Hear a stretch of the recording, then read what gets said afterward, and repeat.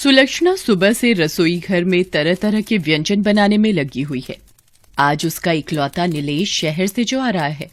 नीलेश की पढ़ाई अभी अभी ही खत्म हुई है और उसे एक कंपनी में सुपरवाइजर की नौकरी भी मिल गई है।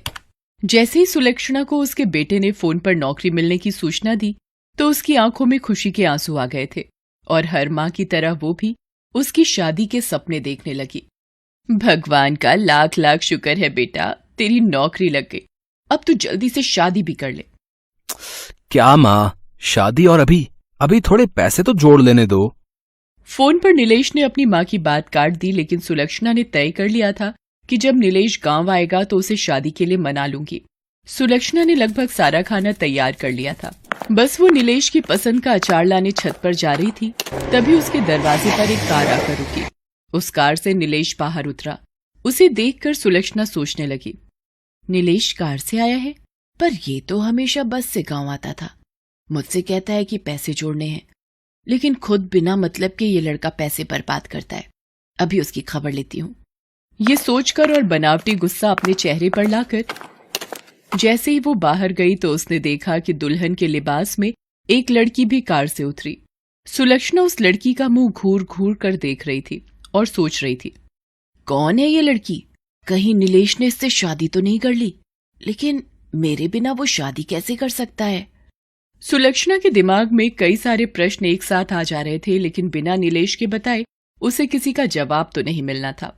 तभी नीलेश ने उस लड़की को, जिसका नाम आरती था, उससे कहा कि आरती, ये मेरी माँ है और तुम्हारी सासू माँ। इनके पैर छूकर आशीर्वाद लो।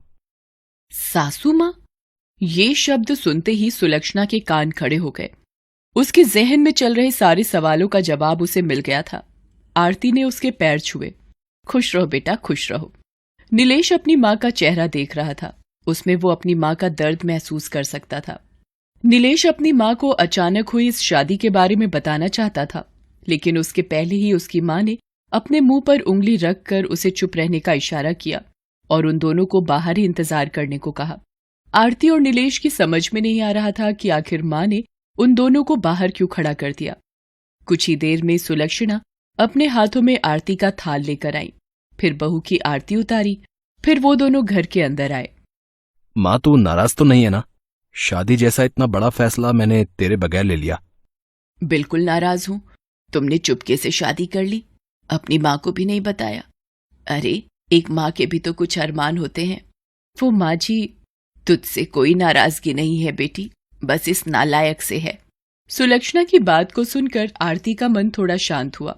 उसके बाद उन दोनों ने अपनी कहानी बतानी शुरू की। दोनों एक दूसरे को कॉलेज के समय से ही प्यार करते थे। कॉलेज खत्म होने के बाद नौकरी मिलते ही उन्होंने शादी करने का तय किया था। नीलेश को नौकरी मिल भी गई। आरती ने नीलेश के बारे में अपने घर में बताया, लेकिन उसके अमीर पिता ये सब सुनकर आग बबूला हो गए और उन्होंने आरती की जबरदस्ती शादी का प्लान बनाया। वो तो ऐन वक्त पर आरती घर से भाग गई, नहीं तो वो उसकी शादी कर देते। माँ जी, इसीलिए हमें इस तरह से शादी करनी पड़ी। मुझे माफ कर देना बेटा, मुझे अब तुमसे कोई शिकायत नहीं है। उसके बाद सुलक्षणा ने खाना परोसा और सभी ने मिलकर खाया। आरती तो सुलक्षणा के हाथों के अचार की फैन हो गई। माँ जी, मैं ये अचार थोड़ा और ले लूं? मुझे बहुत पसंद आए। सच कहिए तो मैंने शहर में इतना अच्छा अचार कभी नहीं खाया। आरती की बात सुनकर सुलक्षणा मुस्कुराकर रह गई। अगले दिन वे तीनों शहर की ओर निकल पड़े। नीलेश जिद करके सुलक्षणा को अपने साथ ले जा रहा था। शहर का किराए का घर सुलक्षणा को बहुत पसंद आया।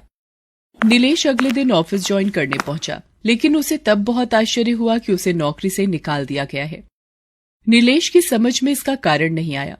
उसने दूसरी जगहों पर भी नौकरी की कोशिश शुरू कर दी, लेकिन उसे नौकरी नहीं मिली। दिन हफ्ते में बदले और हफ्ते महीने में, लेकिन उसकी नौकरी कहीं नहीं लगी।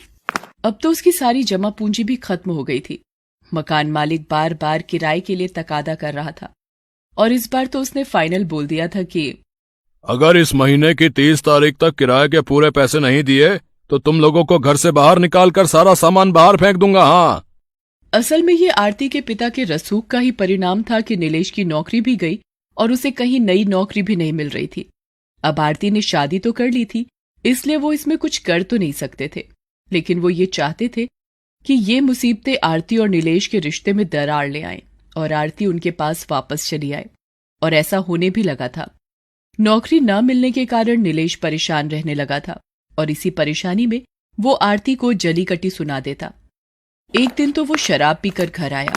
जब सुलक्षणा और आरती ने इसका विरोध किया तो अब इंसान अपनी मर्जी से थोड़ा एंजॉय भी नहीं कर सकता है? हद है ये तो। मुझे ऐसी गुलामी पसंद नहीं है। ना तो आरती ने नीलेश की बात का कोई जवाब दिया और ना ही सुलक्षणा ने, क्योंकि उन्हें पता था कि नीलेश इस समय बहुत परेशान है। लेकिन एक दिन बातों बातों में आरती ने सुलक्षणा से कहा कि माँ जी, नीलेश को नौकरी नहीं मिल रही है, क्यों ना हम कुछ अपना ही काम शुरू करें। अपना? लेकिन अपना क्या? माँ जी, मुझे याद है जब मैं पहली बार आपके घर गई थी तो आपने मुझे अपने हाथ का बना अचार खिलाया था, जिसकी तारीफ करते मैं नहीं थक रही थी। क्यों ना हम वो काम शुरू करें। अगले दिन उन दोनों ने ये आइडिया नीलेश को भी दिया, लेकिन नीलेश ने उसमें कोई इंटरेस्ट नहीं दिखाया। आरती की माँ के पास बहुत पुरानी पायल पड़ी थी। उसने वो पायल बेच दी और अचार के लिए जरूरी सामान खरीद लाई। अचार बनकर तैयार हो गया। फिर दोनों सास बहू उसे बेचने निकल पड़े। किस्मत ने ऐसा साथ दिया कि अचार हाथों हाथ बिक गया और इतने पैसे आ गए कि वो घर का किराया भी दे सकते थे और नए अचार भी बना सकते थे। नीलेश, जो पहले इस काम में बिल्कुल भी इंटरेस्ट नहीं दिखा रहा था, अब उसे अपने व्यवहार और गलती पर अफसोस होने लगा। बेटा, जीवन परीक्षा का नाम है। जब तक हम जीवित हैं, ये परीक्षा लेती है। इसका ये मतलब नहीं कि हम परेशान हो जाएं, दुख में हमेशा बैठे रहें, आंसू बहाते रहें, शराब पीना शुरू कर दें। जब तुम बहुत छोटे थे तब तुम्हारे पिताजी का देहांत हो गया था। मुझ पर मुसीबतों का पहाड़ टूट पड़ा था, लेकिन मैं हारी नहीं, खूब लड़ी परिस्थितियों से। आरती इतने अमीर घर से आई है, फिर भी वो तो दे रही है ना तेरा साथ इस बुरे वक्त में। हम सभी को परिस्थितियों से लड़ना होगा, तभी हमारी जीत होगी। धीरे धीरे उनके अचार की चर्चा सब जगह होने लगी। माँ जी, आपके अचार ने मार्केट में कमाल कर दिया है। जिसे देखो वो आपके अचार की चर्चा कर रहा है।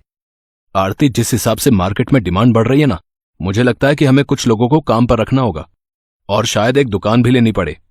उन्होंने दुकान भी किराए पर ली और कुछ लोगों को किराए पर भी रखा। सफलता का ये सिलसिला चलता ही रहा। 1 साल के भीतर उन्होंने अचार बनाने की एक फैक्ट्री भी शुरू कर दी। अब उसकी फैक्ट्री में अचार बनने लगे। उन्होंने अपने अचार के ब्रांड का नाम रखा अचार वाली। ये सब कुछ एक सपने की तरह लग रहा है ना नीलेश? अगर माँ नहीं होती तो ये सब कैसे संभव हो पाता? माँ ने कुछ नहीं किया। ये सब तुम लोगों की मेहनत और ईश्वर की कृपा का परिणाम है। आज अचार वाली और उनके अचार की चर्चा देश से लेकर विदेश में है। सुलक्षणा के हुनर ने तो उसके परिवार की किस्मत को तो बदला ही, उसकी फैक्ट्री से जुड़े हजारों परिवार का भाग्य भी बदला। Best buddies. Hello friends. Thanks for watching this video.